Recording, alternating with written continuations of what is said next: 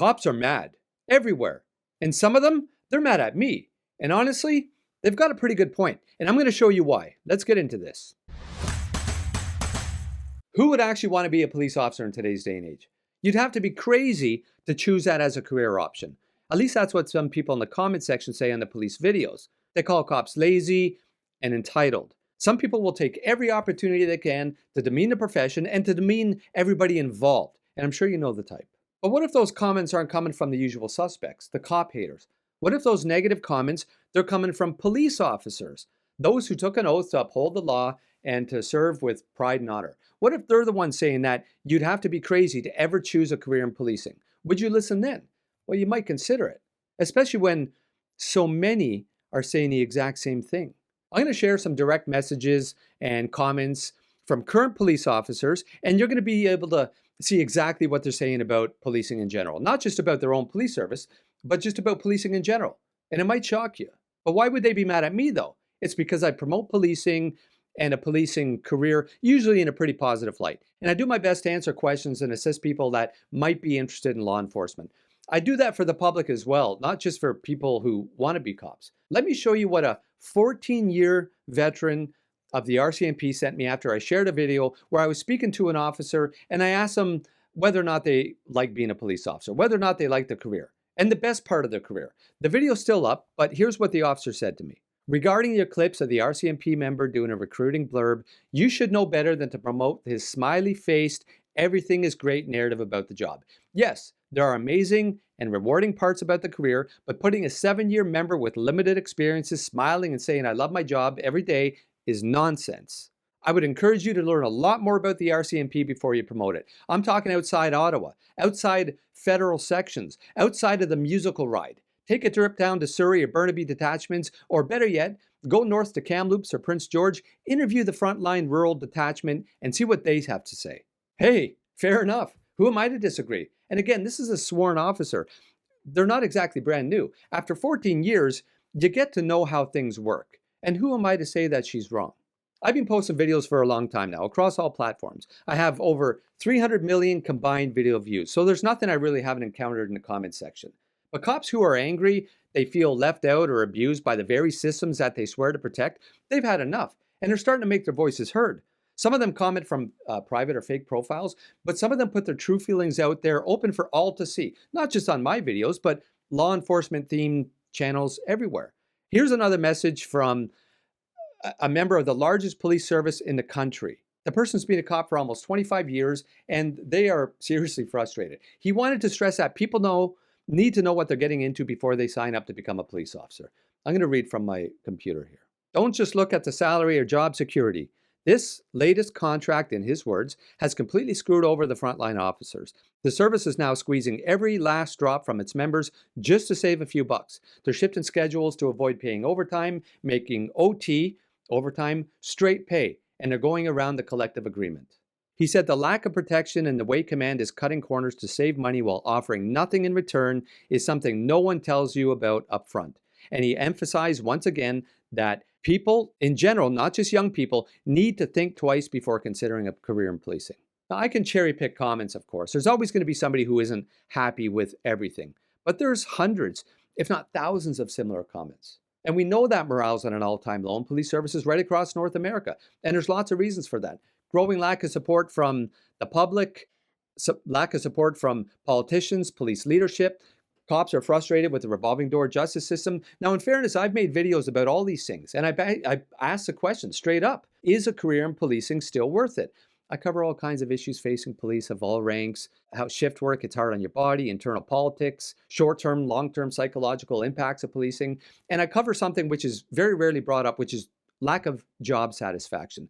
I have countless messages from police officers thanking me for publicly bringing up issues that they can't bring up for fear of backlash, okay? Now here's the top 3 recurring themes in a video I posted a few months back about police burnout, why police are leaving in record numbers. The video's still up, and the comments are there for all to see. Number 1, toxic work environment and poor leadership. Several officers highlight a toxic workplace, including issues such as lack of support from management and ineffective leadership. One person noted The lack of support from leadership leads to despair among officers. Number 2, mental health challenges and stress.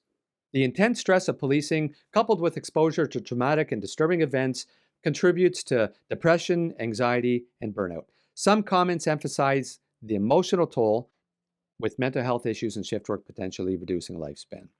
Number 3, frustration with the justice system and the lack of support.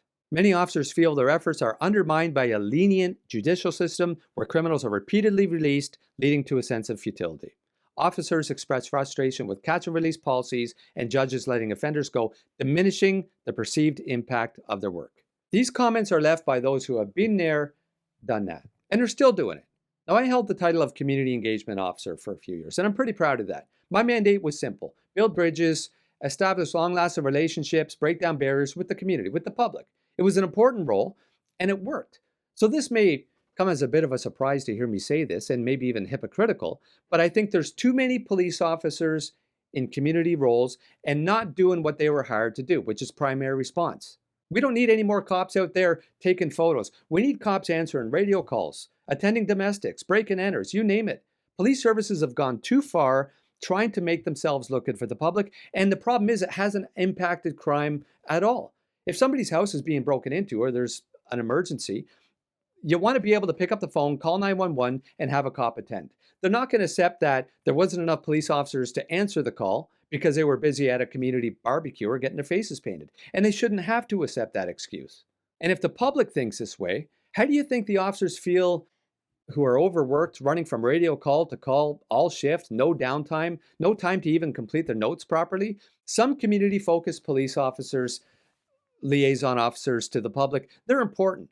But in some of these community event posts that you see online, you see like 10 or 15 cops hanging out having fun. That's an entire shift. It creates animosity, infighting. Of course, morale is low. We need boots on the ground, frontline police officers. And here's another example of why morale is low. So before I became a police officer, I worked in construction. Years later, I can walk down the street and I can see buildings that I worked on, and I have a strong sense of accomplishment. And that's important for the human psyche. Now, how do you get that with the catch and release junk justice system that we have in place? You put in weeks of work on a special project or a warrant to get dangerous criminals off the street, only to have them return to the street immediately, often the same day, committing the exact same crimes that they were arrested for in the first place. The public's frustrated, and again, so are the police. How do you think they feel? And it's pretty hard to give up everything, to be willing to sacrifice your own safety or time away from your family for a system which seems to work against you every step of the way. Now, I've been around cops my entire life. Besides my own career, I come from a real blue bloods family. And almost every single police officer that I grew up with, that have since retired anyways, they've told me that they love their career, but they wish they spent more time with their families. None of them wish that they spent more time in court or writing up warrants. Every one of them wishes that they spent more time with their kids, getting to know them. It's not, I'm sure it's the same for other careers where people are, trying to get ahead, but ultimately you end up with regrets for a system that doesn't back you. A common statement you hear from current and former cops is that they wouldn't want to become a police officer in this day and age. When I got on in the year 2000, an officer told me that they wouldn't want to become a police officer in that day and age. When my dad got on in 1969, somebody told him that they wouldn't want to become a police officer in that day and age. So yeah, cops are mad. And with everything going on, who can blame them? But the fact is, so many still show up and they do the job. And that says something. If you're thinking about a career in policing or you're already a cop, you're not crazy for questioning things, and you're not alone. There are some things that you need to know before considering a career in law enforcement. I've made videos about it, and I suggest you check them out. I'll include them at the end. But I say this with certainty. If you're wondering if it's a good time to get into policing, well, it depends on your goals and your priorities in life. But in many ways, there's never been a better time to get into policing. The world is constantly changing, evolving, and you can be part of that change. I'm still working on my set here. There's a few pieces which I'm going to add. I'm just waiting on them. And I think they're going to complement the whole Canadian look and feel. I have a podcast starting, and the first episode hopefully will be recorded out the door soon. I got big plans. So if there's something you want me to cover, please let me know. I mentioned before, I read every single comment and I respond when it's appropriate to do so. So please share your thoughts. Thank you for taking the time to watch this video. And until the next, stay sharp, stay safe, stay Canadian.